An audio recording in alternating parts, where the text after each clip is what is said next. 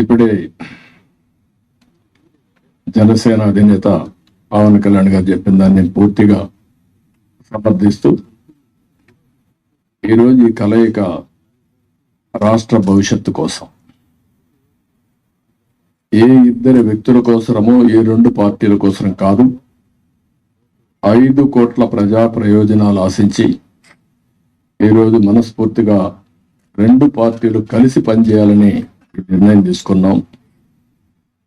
ఈరోజు రాష్ట్రానికి ఇది ఒక హిస్టారికల్ డే, ఒక మంచి ప్రయత్నానికి తొలి అడుగు ఇది. నేను ఎందుకు ఈ మాట అంటున్నాను? నేను చాలా రాజకీయాలు చేశాను, కానీ రాష్ట్ర విభజన వల్ల రాష్ట్రం నష్టపోవడం, నష్టపోయిన రాష్ట్రాన్ని మళ్లీ ఘాట్లో వేయడానికి ప్రయత్నం చేసే సమయంలో 19లో మళ్ళా ఒక విఘాతం రావడం, ఆ విఘాతం వచ్చిన తర్వాత రాష్ట్రం విడిపోయినప్పటికంటే 19 తర్వాత జగన్మోహన్ రెడ్డి ముఖ్యమంత్రి అయిన తర్వాత ఈ రాష్ట్రాన్ని ఎన్ని విధాల ఇబ్బంది పెట్టాలో తిరిగి కోలుకోలేని స్థితికి తీసుకెళ్లిపోయే పరిస్థితికి వచ్చాడు. ఇది ఒక వ్యక్తికి నష్టం కాదు, లేకపోతే పవన్ కళ్యాణ్ గారికి నాకే నష్టం కాదు, 5 కోట్ల ప్రజలకు జరిగిన నష్టం ఇది. బ్రాండ్ ఆఫ్ ఆంధ్రప్రదేశ్ పూర్తిగా డెమాలిష్ చేసిన సందర్భం ఇది. ఇంకొక పక్క ఎవరైనా సరే ప్రజాస్వామ్యులు తప్పు, ఇది కరెక్ట్ కాదు, నాకు అన్యాయం జరిగిందని చెప్పుకోలేని పరిస్థితి. ఈ అవమానాలు ప్రజలు భరించారు, కార్యకర్తలు భరించారు, పత్రికా విలేకరులు భరించారు, మేము కూడా భరించాం. నా విషయం మీ అందరికీ తెలుసు, 5 కోట్ల మందికి. పవన్ కళ్యాణ్ గారు ఒక మంచి ఉద్దేశంతో వస్తే ఇప్పటం గ్రామంలో జరిగినటువంటి సంఘటన దగ్గర నుంచి విశాఖపట్నంలో రోడ్ షో కూడా చేయలేకుండా చేసే పరిస్థితి, అడుగడుగున రాజకీయ నాయకుల్ని అడ్డుకొని అరెస్టులు చేసే పరిస్థితి వచ్చింది. అవన్నీ కూడా దృష్టిలో పెట్టుకున్న తర్వాత మేము ఒకటే ఆలోచించాం, మేమందరం కూడా రాగద్వేషాలకు అతీతంగా 2 పార్టీలు కలిసి మనస్ఫూర్తిగా సహకరించి ఈ రాష్ట్రాన్ని కాపాడే బాధ్యత మేము తీసుకోవాలనే ఉద్దేశంతోనే ఈ ఎక్సర్సైజ్కి ప్రారంభించాం. అయితే ఈరోజు ఒక అహంకారంతో ఇక్కడ మనం కూర్చున్నాం. దీని పక్కనే ప్రజావేదిక విధ్వంసంతో ప్రారంభమైంది. ఆ ప్రజావేదిక విధ్వంసం అయిన తర్వాత డెబ్రీస్ ఇంతవరకు కూడా తెలియదు. ఒక అహంభావి ఎంత ఈ విధంగా ప్రవర్తిస్తాడనేదానికి ఇది ఒక ఉదాహరణ.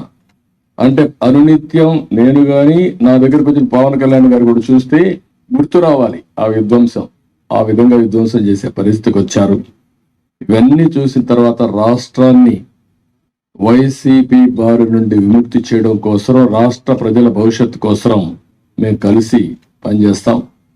ఇంకొక పక్క అభ్యర్థుల్ని వారి అభ్యర్థుల్ని ఇప్పుడు ఎవరిని అనౌన్స్ చేస్తారో నాకు తెలియదు, మా అభ్యర్థుల్ని వారికి తెలియదు, కానీ వారు మంచి అభ్యర్థుల్ని వారు ఎంపిక చేస్తున్నారు. మేము కూడా బెస్ట్ అభ్యర్థుల్ని మేము కూడా ఎంపిక చేస్తున్నాం.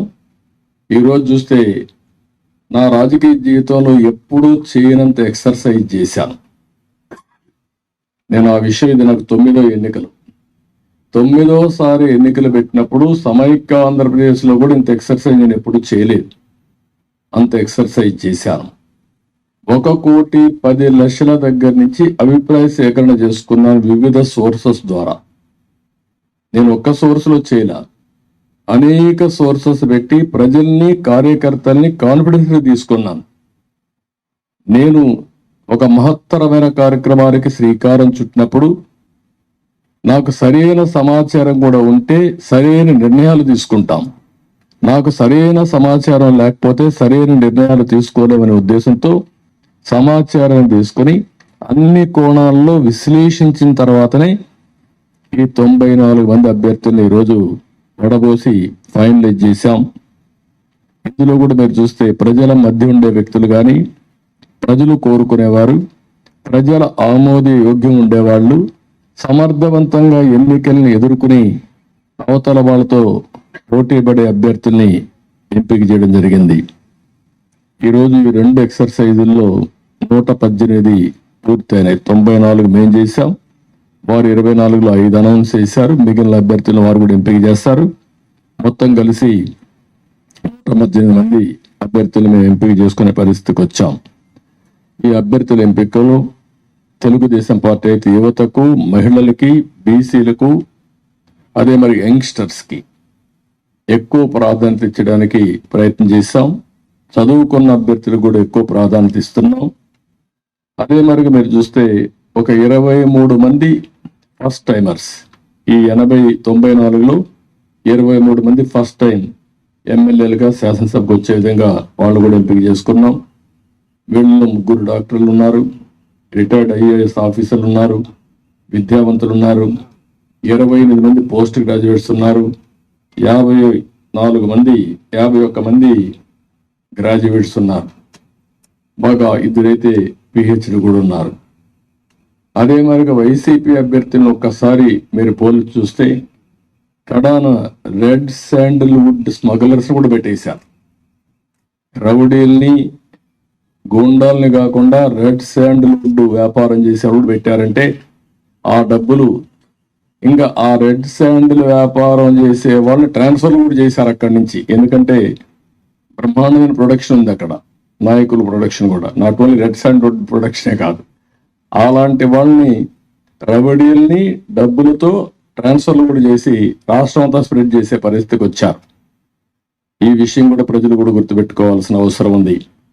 ఈరోజు మేము చేసిన అభ్యర్థుల్ని, ప్రజలకు జవాబుదారీతనంగా ఉండే అభ్యర్థుల్ని అటు జనసేన ఇటు తెలుగుదేశం పార్టీ ఇద్దరు కూడా చేశాం. ఈరోజు ప్రజల్లో తీవ్రమైన వ్యతిరేకత ఉంది.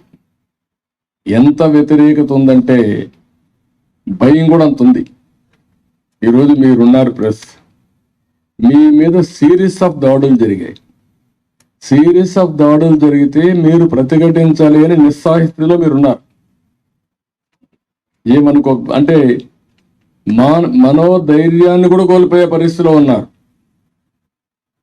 ఒక వ్యక్తి స్వేచ్ఛగా వాళ్ళ అభిప్రాయాలు చెప్పే స్వేచ్ఛ ప్రతి ఒక్క వ్యక్తికి ఉంది. అదేవిధంగా పత్రికా విలేకరులకి బాధ్యత ఉంది. అతనికి స్వేచ్ఛ ఉంది, మీకు బాధ్యత ఉంది. 4 ఎస్టేట్స్ ఏదైతే ప్రజాస్వామ్యంలో 4 పిల్లర్స్ అనేటివి చాలా ముఖ్యం. ఒక పక్క చట్టసభలు, ఎంపిక చేసే అభ్యర్థులు, అక్కడి నుంచి గెలిచిన అభ్యర్థులు చట్టాలు చేయడం. రెండోది కార్యనిర్వాహక అధికారులు, ఐపీఎస్ ఆఫీసును ఆల్ ఇండియా లెవెల్లో తెచ్చిపెట్టడం. మూడోది పత్రికా విలేకరులు ఎక్కడికక్కడ స్వేచ్ఛగా ఎవరేం చేసినా నిర్మోహమాటంగా ప్రజలకు చెప్పడం. ఎక్కడ తప్పు జరిగితే తప్పు జరిగిందని కోర్టుకెళ్ళి మళ్ళా మన హక్కులు కాపాడుకోవడానికి న్యాయ వ్యవస్థ. ఈరోజు మన రాష్ట్రంలో చూస్తే ఈ 4 వ్యవస్థలు కూడా ఒక విధంగా చెప్పాలంటే నిర్వీర్యం చేసే పరిస్థితి, దుర్వినియోగం చేసే పరిస్థితి. ఇష్టానుసారంగా ఒక్క ఐఏఎస్ ఆఫీసర్, ఒక్క ఐపీఎస్ ఆఫీసర్ మాట్లాడలేని నిస్సహాయ పరిస్థితి నేను 45 ఏళ్ళు ఎప్పుడు చూడలా. ఇదే మీడియాలో నేను చూశాను. ఇది ఎంత పరాకాష్టం మీరు గుర్తుపెట్టుకోవాలి. ఇదే మీడియాలో ఒక్కసారి ఒక జీవో తీసుకొచ్చి నియంత్రణ చేస్తున్నానని రాజశేఖర్ రెడ్డి ఒక జీవో తీసుకురావడానికి ఫైల్ మూవ్ చేశాడు. అంతే, ఫైల్ మూవ్ చేస్తే నెక్స్ట్ డే మేము అసెంబ్లీలో పట్టుకున్నాం.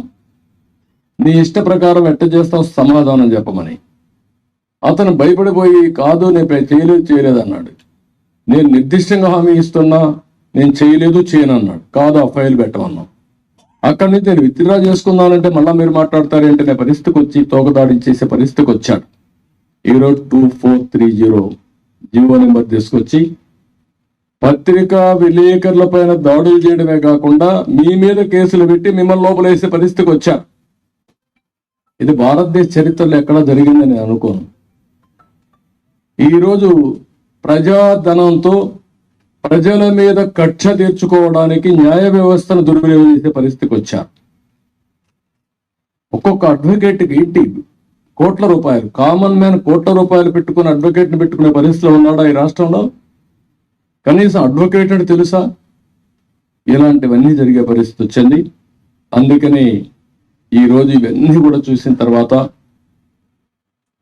నేను ఒకటే ప్రజలందరికీ అప్పీల్ చేస్తున్నా, అహంకారంతో ఎగువతో ఈ అభ్యర్థుల్ని ఇష్టానుసారంగా అతను ఇచ్చేసినప్పుడు మీరు కూడా, ఇది అత్యంత కీలకమైన ఎన్నికలు, మళ్ళీ చెప్తున్నాం, ఇక్కడ మాకు ఏమాత్రం కూడా రాగద్వేషాలకు అతీతంగా అభ్యర్థుల ఎంపిక మెరిట్ ప్రకారం మేము ఆలోచిస్తున్నాం.